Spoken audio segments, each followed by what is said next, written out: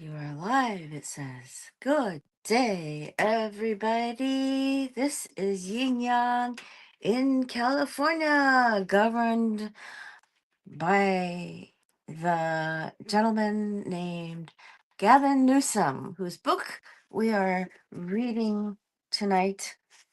And it is page 5 that I'm going to read from. Oh, did I bring my glasses with me? No.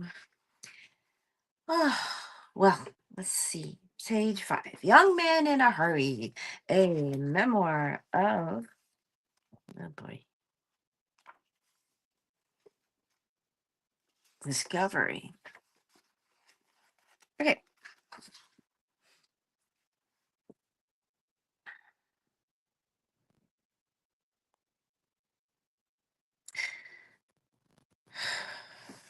I learned first from my father on those summer trips to the upper American River, where water and fish ran wild, that California's open arms must inevitably extend to saints and scoundrels alike. The end of that paragraph is, may their landing places greet them with great fanfare, for it is California they take with them. Oh my God. Oh my God. I need to remove a distraction. Hold on a second while I give you a song and a dance and a removal of a distraction in the background. There's a song in the background. Do do do do do do do do do do do do do do do. Oh my God. I can't get this to work. Oh jeez. I'm blocked in by a chair. Okay. The only way I can get rid of the distraction is to sing with it. Do do do do do do do do do do do do do do do do do do do. Oh, okay. Okay. It was this same fever that brought the Newsoms here from County Cork, Ireland, 6 generations ago.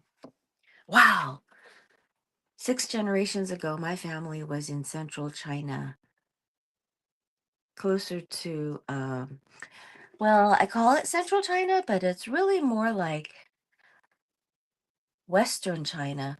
But Western China was almost completely unarable. So I'm part Turkish, I think. They call it East Turkestan, Xinjiang. Um, anyway, then we became Shanghainese. Okay, 6 generations ago. Okay, so then Gavin Newsom says, my great great grandfather, the first to land, was a cop who walked a beat in San Francisco. The year of his arrival was never given a specific date. Whenever my father was asked how far back our family traced its San Francisco roots, he would add to the myth, it seems the policeman didn't come here. He was here. As San Francisco appeared, he appeared. Policeman to politician took 150 years. And it is thanks to the American story, the California story, that I now find myself the governor of the most daring, magical, cursed, blessed state in the United States. Before I took office and moved to this private bluff in a Sacramento burg called Fair Oaks, all my years had been shaped by the city of San Francisco. Growing up, my sister Hillary and I stayed with our mother Tessa, who juggled 3 jobs to keep a roof over our heads because our father was so inattentive to money. In those first years after their divorce, he fled 200 miles away to Lake Tahoe, and I struggled to find ways to reach him. Out in nature, kayaking down the American, something would open up in him. We'd paddle toward a sandbar, and he'd tell me a story or recite a line from Yeats. That the future years had come, dancing to a frenzied drum, out of the murderous innocence of the sea. Quote, end quote. We'd find a spot where the river calmed and a large rock struck its flat head out of the water, and I'd climb atop it and stretch out my long skinny body to the sun and push off with both legs. No matter what that it was summer, the water was ice cold. As I dove beneath and swam, I kept my eyes open, for this was the American, and there was no telling what I might find on its sandy bottom. I was looking for an artifact or treasure to add to our story. While my father's physical presence remained episodic throughout my childhood, he became an intellectual and spiritual force for me when I got older. I only needed to dial his number or sit across the table from him over dinner to benefit from his knowledge and wisdom. In my more solitary moments as governor, it hits me that I have no one I can call on to fill his absence, no one who might listen to my fears and anger and respond with understanding, savvy, and an erudition that brings with it history and philosophy and literature.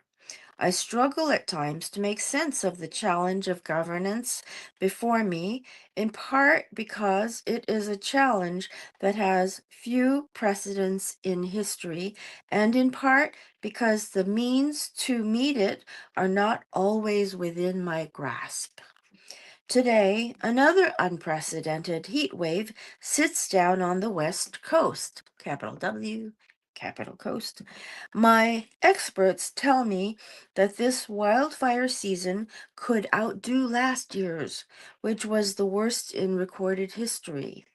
Huge chunks of landmass are primed to explode. As many as 10,000 of our giant sequoias, among the oldest living organisms on Earth, perished in last year's blazes. The trees, which can grow as tall as 300 feet and as wide as 30 feet, evolved not only to withstand fire, but to thrive as a species because of it.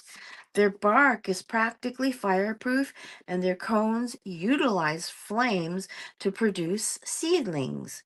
But these are not the blazes that have shared 3,000 years of history with the oldest of the trees. These conflagrations are born of a different nature. Tornadoes of fire, really, that incinerate tree crowns dating back to the Sumerians. I try not to worry about any of this as we paddle down the American River on the eve of the 4th of July. As it turned out, only Hunter, our oldest boy, wanted to come along. He and I sit in one kayak, Jen in the other, and water so cold and clear we can see the fish swimming beneath us. I do not have to reach for sentimentality to hear an echo from my own childhood. I just need a memory of the season. The stretch we're kayaking isn't quite the wild American my father and I first rafted and fished more than 40 years ago. I am not a replica of my dad, a board member of the Friends of the River who fought to keep another dam from being built on the American, and Hunter isn't a and Hunter isn't a replica of me, though he has the same fascination with the old historic bridges we pass under and the same ache to jump from a rock into the river. About halfway down, he finds his rock, climbs upon it, and leaps in. He is now swimming with the steelhead, shad, stripers, and rainbows.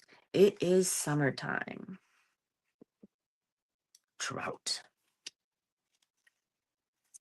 trout, rainbow trout. So we will go to chapter 1 next week.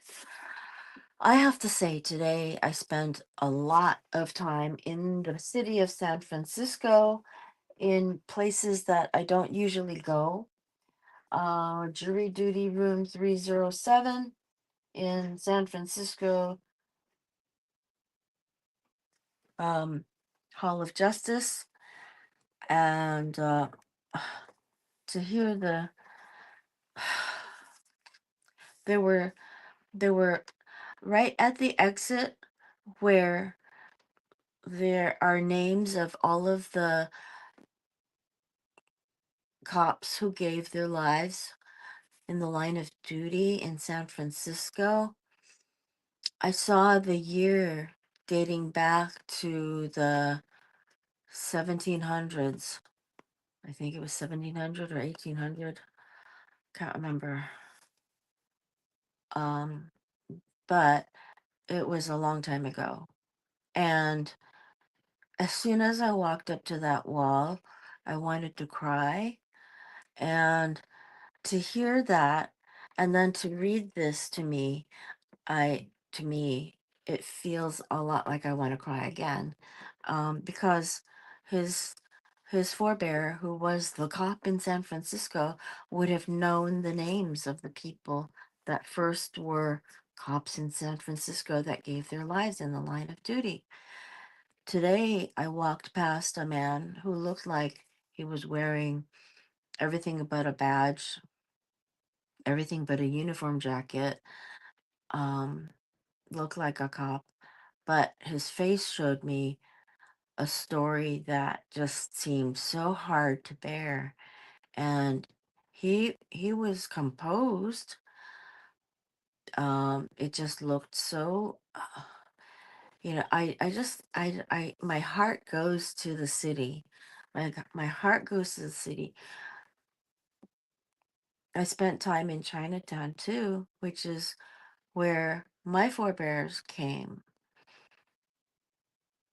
to be in America because we were ethnically Chinese.